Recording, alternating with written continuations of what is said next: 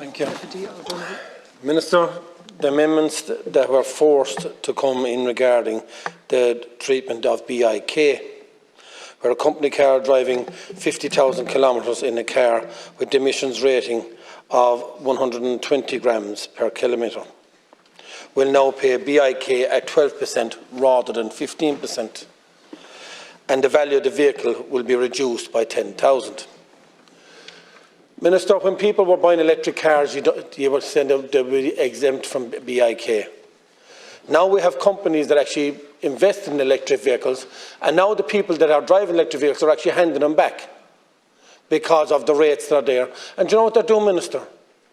They're actually handing the cars back and asking their company to pay them mileage because of the tax regime on it. So they're going away buying a diesel or a petrol car, and they're running their own car and they're getting paid mileage because of the system that has been put in place. Because you've done something, but you didn't do enough. This bill extends the current rate of VAT per litre reduction of 21 cents percent on petrol, 16 cents on diesel and 5.4 cents on gas oil until the 23rd of October. Minister, this should never come back, because you've already made billions off of the road users in this country.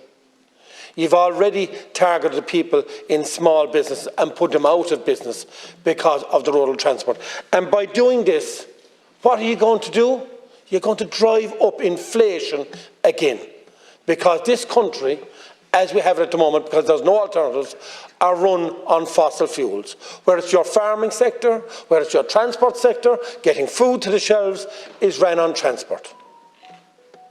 Ye have taken enough taxes, 50 cents on petrol, 44 cents on diesel, and now you're trying, because you took a small piece of it off, now you want to put it back on again.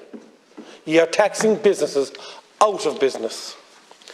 The VAT rate on electricity, Minister, on this at 9%, which I welcome the 9%, but your coffers are not down, because with the inflated cost of electricity, and you reduce the VAT rate to 9%, your funds are still up when it was at 13.5% 2 years previous. You actually have more in the coffers now at 9% than when it was at 13%.